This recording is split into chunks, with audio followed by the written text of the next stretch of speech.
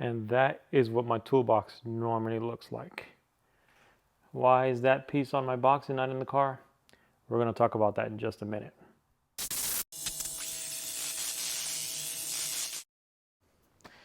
What's up, everybody? Welcome to part 4. So we did some investigating, and I'm still investigating a little bit more, and it's kind of hard to get an answer as to what exactly happened. I have a suspicion though. So let's give the facts first. First, we know the belt broke. I'm going to show you that in a second. What also happened, as soon as I got the car home, the tow truck brought it here. In the moment, I didn't think I'd take picture and video of it on the tow truck. I should have. Would have been good little mini drama, but I didn't. Flatbed tow truck. He did a really good job. I watched him. Didn't scrape or anything. But we got the car here, and I inspected it. The very first thing I found was the bracket that holds the tension pulley was loose. Not so loose you could see it, but like you could put your hand on it and move it, and it actually moved in and out a few millimeters. The wheel, the plastic wheel on the tension pulley itself, had back and forth lines on it, marking on it, where you can see that the belt had done like this before it came off. The pulleys all on top, including the tension pulley, looked clean. Underneath, we found what was left, what the part of the belt that got shredded, got wrapped around the water pump pulley. So let me show you. I'm going to show you what you've seen, and I'm going to show you something you haven't seen yet. Okay, so you guys have already seen this. I've shown this to you on Instagram and on the previous video. This is the belt. What's left of it anyways, right? You can kind of see, let's see, is that an edge? So this is an edge. This is an outside edge. And you can see where it tore in the middle. So that was kind of suspicious. And actually, if you look at it, you can see it kind of tore in the middle. Basically broke in half, right down the middle seam, before it completely shred apart. And this is more evidence that it broke in the middle. See this? And I'm wearing gloves because of the fibers and everything on here. Because this is an outside edge, it's perfectly fine. This is the middle, and it ripped it apart there. And then this is what got ripped off as it tore itself. So you guys have seen that. What you haven't seen is this. This, all of that was around the water pump pulley by itself. These bigger pieces were easy to get off. These little tiny fibers, these were a challenge. I basically had to lay under the car, pull the water pump pulley cover off, the pulley itself, it's 3 bolts, pull that off, and fish these out as I turn the little triangle pulley piece. Let's see if I can find a diagram of the water pump pulley, and I'll post it right here. So I had to turn that and just kind of go back and forth, and it was smooth turning, but I know I needed to get that out from around the axle. So that's what I just took my time and laid under the car, and took about 3 hours, and I got, as far as I can tell, I got 100% of it out. So right now the car runs and drives. I have the old belt on, and we measured the old belt, and the old belt is 1,860 millimeters long, plus or minus like 2. It is. And that, I don't know if that's because it's stretched, because it's older, or is it a longer belt? The part number on that belt is a Porsche part number, and that is a Porsche brand belt. It is not Continental or something else. So I also don't know if that makes a difference. I don't think it should, but so what we're going to do right now is we're going to go measure the brand new belt, aka the replacement belt, so the new belt. And let's measure it kind of pseudo-scientifically and see what the real length of it is. All right, excuse the mess. Sorry, this is not how it normally looks, but I'm brainstorming, so I had different stuff out for my brainstorm. So sorry for that. Here's the new belt. You can see this is 1853. So if the old belt is an 1860, this is an 1853. That's 7 millimeters. So 7 millimeter difference, this belt should easily go on to the car. The old belt that we did have on that shredded, same packaging. Matter of fact, I can show you that. I'll show you exactly the old part here. The old packaging. Right here. 1853. Put that back in there where it belongs. So you see it's the same part number. But what I'm going to do with this one this time is I'm going to pull it out and measure it.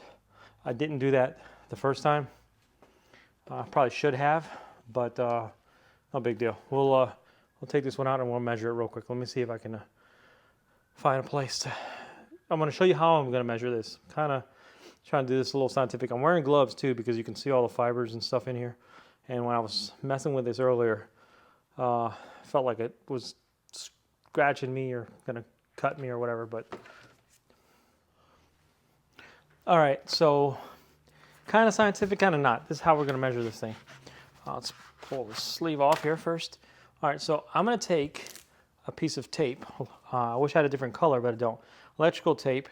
And I know there's a sticky side and a smooth side, so we're going to lay the smooth side on because I don't want any sticky nut stuff getting on here. But since I'm wrapping sticky side around itself, it'll stick to itself and stay in place.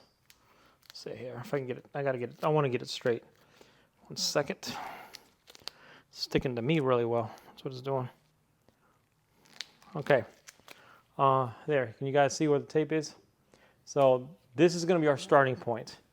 So I don't have a flexible tape measure. I do, but it's being used in the house by other people. Not going to say no names, other people who live here. So we're going to use this metal tape measure. But the reason I'm using tape is that's going to be our start and finish. And I'm going to measure on the outside. So starting here, that's my starting point. So we are going to lay this belt as flat as I can, like that, and we're going to go all the way around and try to lay this belt flat against this tape, like so, and measure this all the way around till we come back to that piece of tape. I know this is not hyper scientific, but it'll give us a pretty accurate measurement. Part of the thing that makes this so challenging is the new belts are very rigid. They don't flex very much like a nice used worn belt. So it does make it challenging. Another thing I will add is this new belt, like any new belt, is definitely thicker than an old belt. Old belts are a lot more flexible, a lot more rubberized, if you will. This doesn't even feel like rubber. It feels like almost leathery.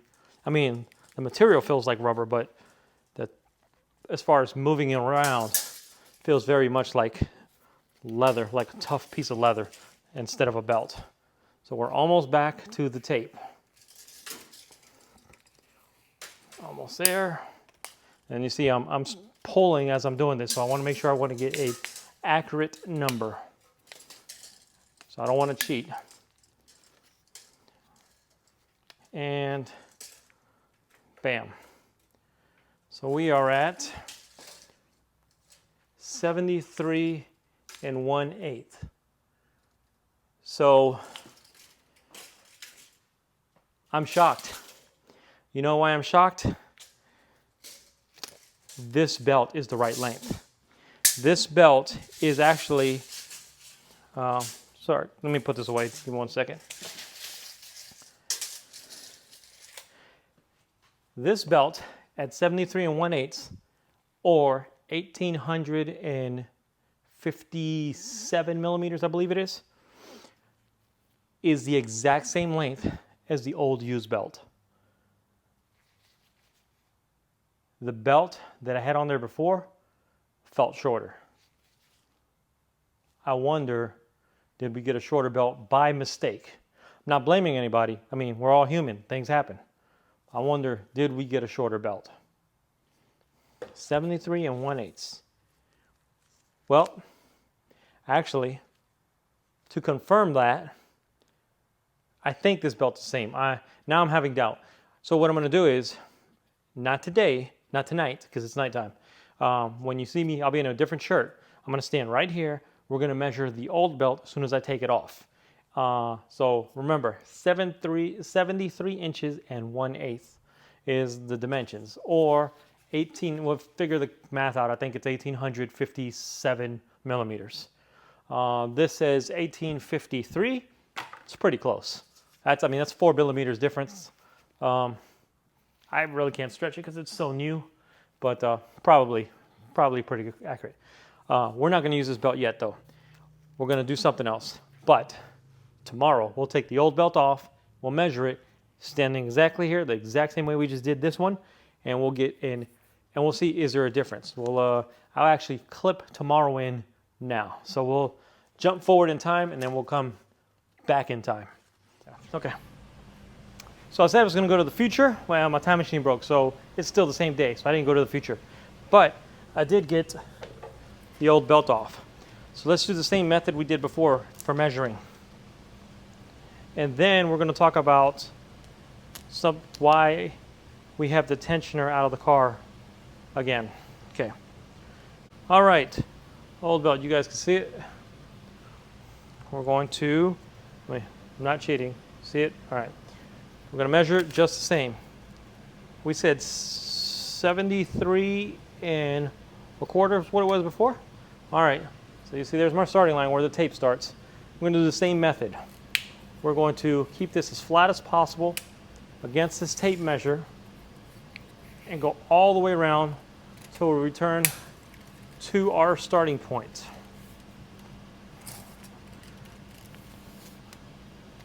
So I went to get the tensioner out because it's easier to get this belt out if the tensioner's not even there. You don't need to take it out to get this out. But it was coming out so tightly, I wanted to pull it all the way out and check the bolt, check the hardware, make sure that I didn't break the bolt into the engine like happened to my buddy there. The guy who says, did I fix that? Yeah, he had that issue, and I don't want that issue. I looked at the bolt, and it looks fine.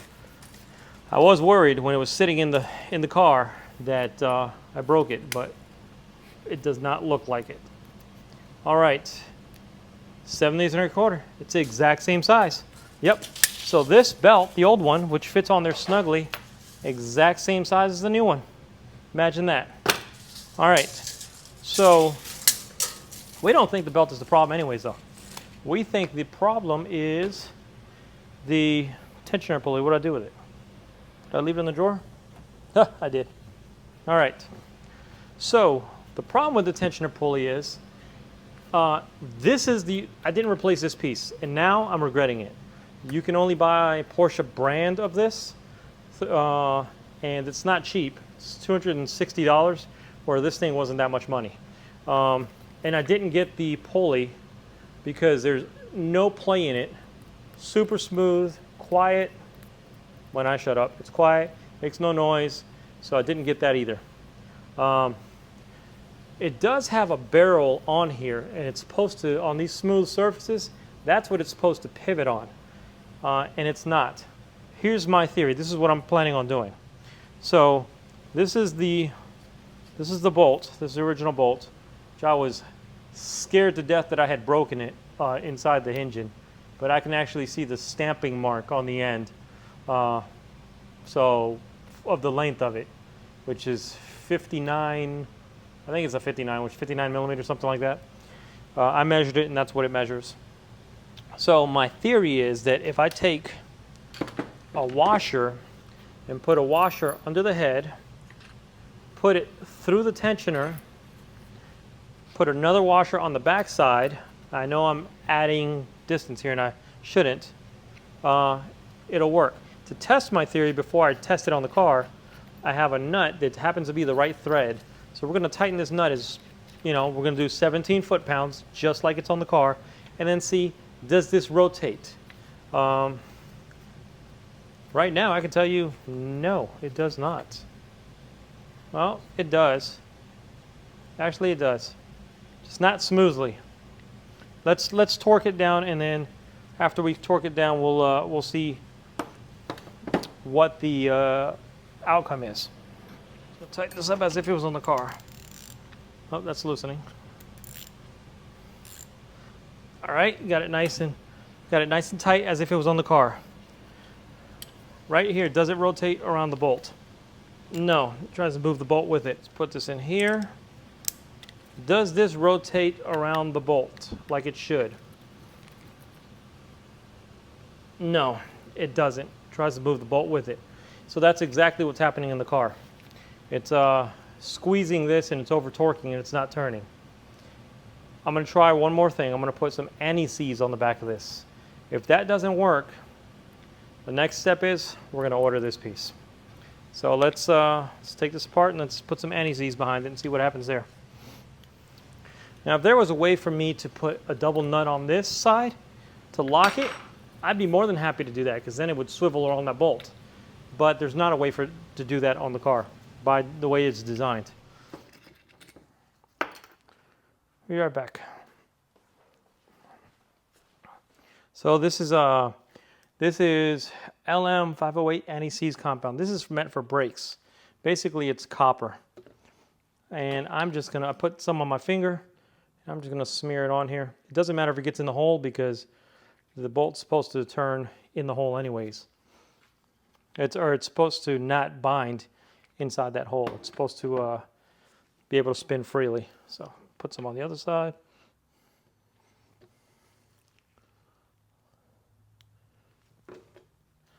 I'm telling you, I'm already leaning towards this ain't gonna work. But it's worth a shot, you know?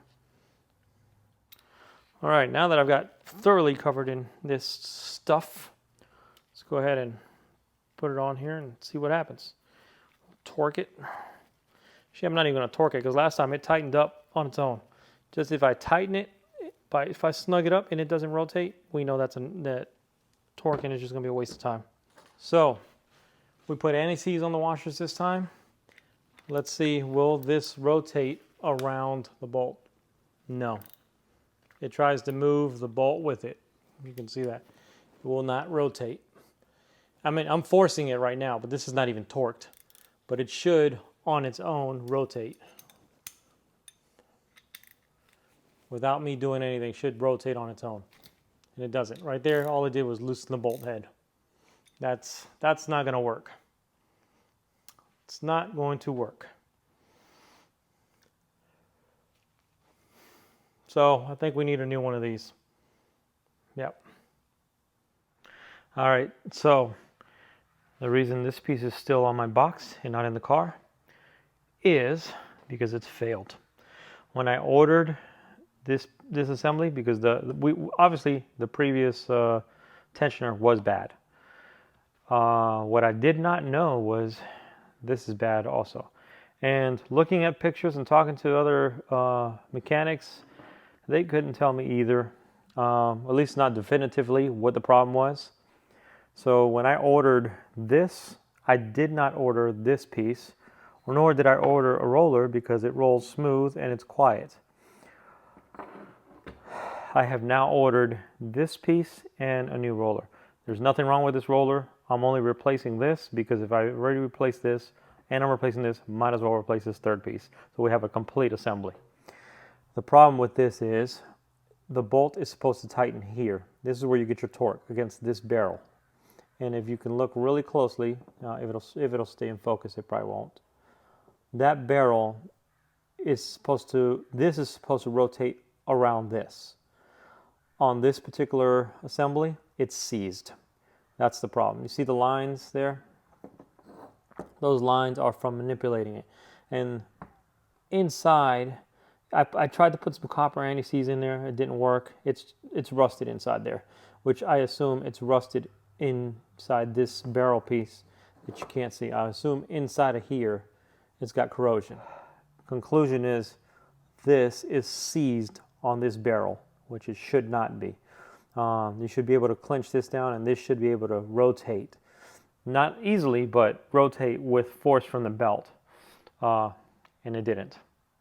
So this has been ordered, It only comes in Porsche part number, Porsche brand, so it was not cheap. You cannot get an aftermarket. You can buy it from an aftermarket retailer, because actually you can't even buy it from some Porsche dealers are saying no longer, or discontinued, no longer carrying it. Aftermarket, ECS tuning, FCP Motorsports, or I'm sorry, FCP Euro, ECS tuning, and Pelican parts all have it listed, but it's a Porsche brand, and the prices vary.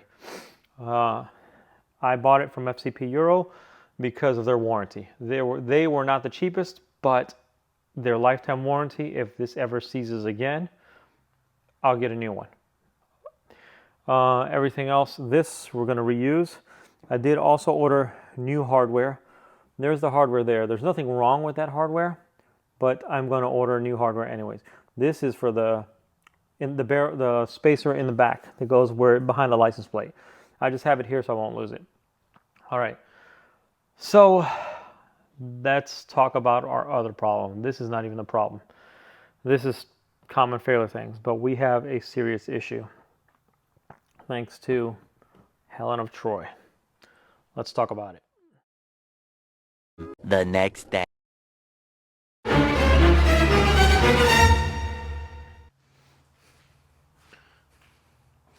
What's going on? Welcome to Sweatpants Saturday.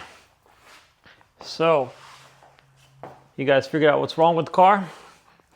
That picture I just posted? Yeah, we stripped the threads. It was a bad night. I didn't sleep very well. Basically, the threads where the upper bolt for the tension pulley bracket goes got stripped. Fortunately, it looks like it only stripped right in the beginning, and I can get the bolt started on like a thread and it'll stay in place and then it won't go anymore. But the good thing about that is that means there's plenty of material there to be able to clean up those threads with a tap and die kit, which that's our next step. So to summarize this entire video, we found out what the problem is. The problem is that the assembly, I forget the formal name of it. The assembly, the tensioner is on, does not rotate like it should, through corrosion, through whatever reason. Doesn't matter. A new one's on the way. It should be here in a week to 10 days, is what it said. It'll be a Porsche OEM part. Then we're also going to replace the tension pulley, and we have a brand new belt. And we measured the old belt that we took off just a precaution. There was nothing wrong with it, and it's the exact same length as the brand new belt. The only difference is the thickness of the belt. So they're both good. But we'll put on the brand new belt, and we'll leave the old belt as a spare. Once we have all the pieces, and once we confirm that the new tension pulley assembly plate does move correctly when it's torqued. The biggest problem was when you torque that upper bolt down, it would jam that in there and it was not allowing it to swivel. So we'll be a lot more careful when we install the new one. But first things first, let's not put the cart before the horse. Yeah, I truly messed up stripping those threads. And when I was doing it, I didn't do it on purpose, of course, but when it stripped, I knew what had happened. And I was just hoping I could just run the bolt through by itself and it would fix it, but that wasn't the case. It didn't fix it. So, long story short, the car cannot drive. It's going to be sitting here parked until we get parts. Best case scenario, I clean the threads up and we install new hardware and problem solved. Worst case scenario, I can't clean it and I make it worse. The only way to fix those threads is to drop the engine and to get to that plate. The good thing is in the way it's built, I'll show you right here. I'm going to put it right here on the right side. Hey, the way it's built, the plate that the pulley attaches to is removable. But you have to remove I think you got to remove the water pump to get that whole thing off, because it's not just one piece. But you just look at it right here. I've got a blow up picture of it. So if you can get that plate off, then that's easy. You can easily tap that out, put a helicoil in there or new threads or something. I'm going to try to do it while the engine is installed in the car, because that's the best case. The worst case is dropping the engine.